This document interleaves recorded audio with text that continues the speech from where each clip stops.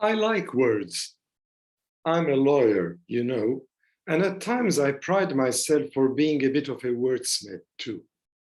So over the past couple of weeks or so, two words have been constantly buzzing in my head to describe the world as I inhabit it in 2022.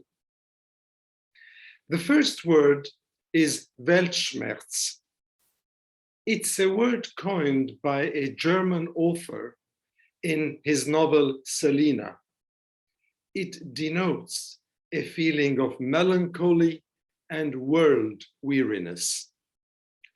Another word, anomia or anomie, perhaps goes back in its etymology to the Greek abstract noun anomos, which means without law or lawless, and was introduced by a French sociologist in his study of suicide.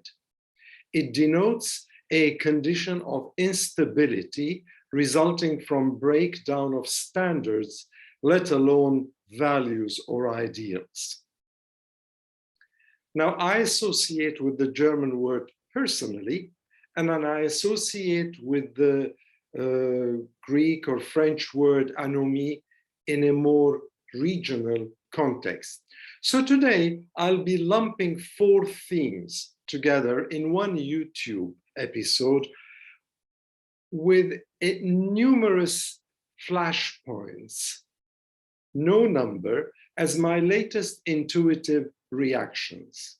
It's a potpourri of thoughts, if you want, and you can mull over them and draw your own conclusions, not necessarily me spoon-feeding my own conclusions to other listeners or viewers. Now, the first one has to do with our COVID pandemic. Now, the Office for National Statistics reported last week that about 1 in every 16 of the UK population had COVID, just shy of last Christmas's Omicron peak.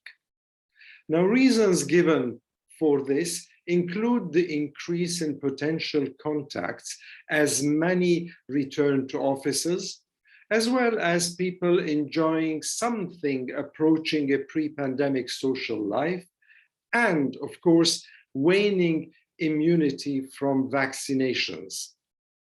Now, most of the 4.3 million in the UK who currently have COVID have the Omicron subvariant. It has not been given a name of its own because it's a subvariant of Omicron, and it's BA2, which is similar to Omicron, and therefore, as I just said, not named as a new variant. However, it seems to be more infectious, and the evidence so far, fortunately, suggests that it doesn't lead to higher rates of hospitalization and death. But with three tests ending in 2 days on Friday, this coming Friday, it'll make the number of people testing positive a less helpful measure of COVID's continuing impact on the UK.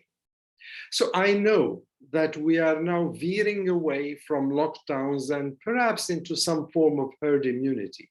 Perhaps we're reassured by the fact that there is less hospitalization and less mortality, although infection rates are quite high.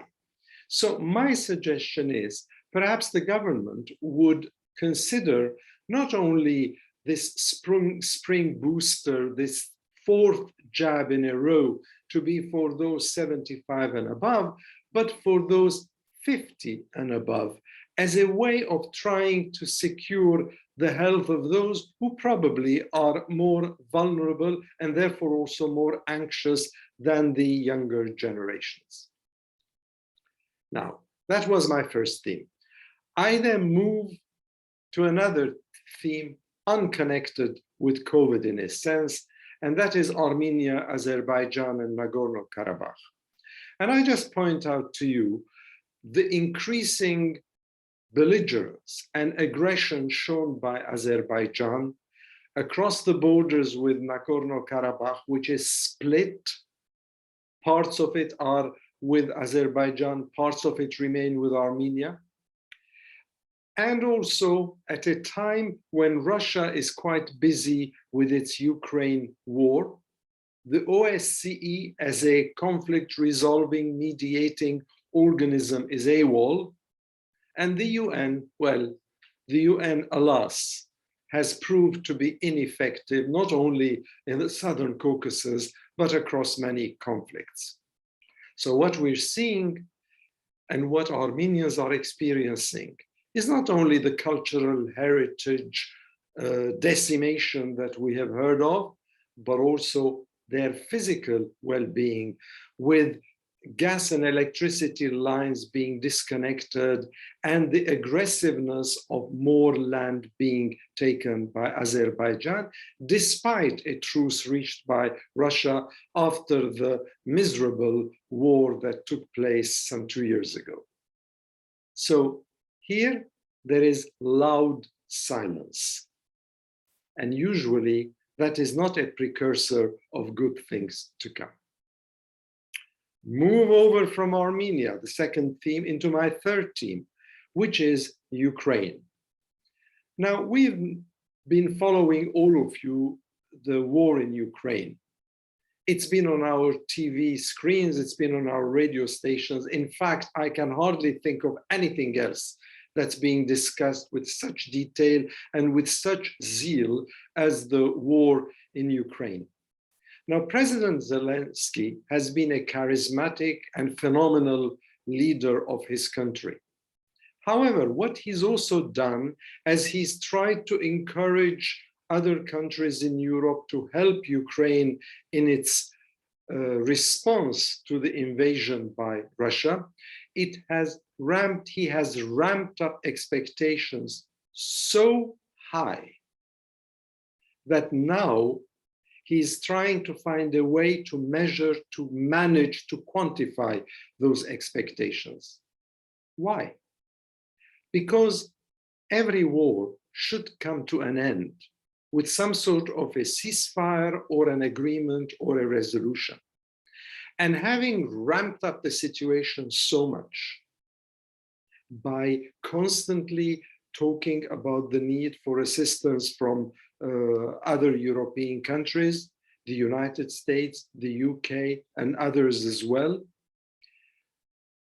he has climbed up so high up the tree that it is going to be very painful for him to climb back down again. And in fact, even the hints he has thrown into his speeches, which evince a certain flexibility, a certain element of compromise that needs to be reached between the Russian and Ukrainian teams, the delegations who were discussing the war in Belarus and now in Istanbul in Turkey, it's very difficult for the Ukrainians themselves, who have sacrificed so much, lost so much, to actually just say, okay, we'll give up on the idea of Crimea, we'll give up on the idea of the Donbas region, we'll accept neutrality, we will not join NATO, we mightn't even consider the EU, just so we can have some peace. That is going to be very difficult. And this is why, whilst I've always said that this was a war and not some sort of a euphemism, a special military operation, an aggressive and violent war that was also illegal, politicians across the board, not only Zelensky or Ukrainians, but across parts of Europe as well, and journalists and others have ramped up the tones so much that now dealing with the after effects, the aftermath of this violence is going to be a very difficult and demanding task for diplomats and negotiators. All I can say at this stage, fingers crossed with this theme, just as fingers crossed with Armenia and COVID-19, again for you to mull over. And the final theme I would touch upon today, the fourth one, is the season of mini summits in the MENA region. We saw first a visit by President Bashar al-Assad to the United Arab Emirates. Wow. Being brought in from the cold. The United Arab Emirates trying so hard to re-include Syria into the Arab fold, into the Arab League, into the Arab political realities. Then we had the Sharm el-Sheikh mini summit in Egypt, followed by the one in Aqaba in Jordan. Then we had the summit. Would you believe it? Would you have believed this 3-4 years ago, 2 years ago? The meeting in Sde Boker, which is in southern Israel. It used to be the place where Ben Gurion, the first prime minister of Israel, lived and died. Wow, what next? I think that what we're seeing is that a diminutive Cold War is pitting Iran and its camp versus the Israel-UAE camp.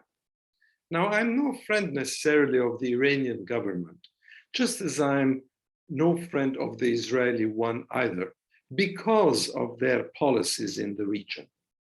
It's not personal, believe you me, it's political.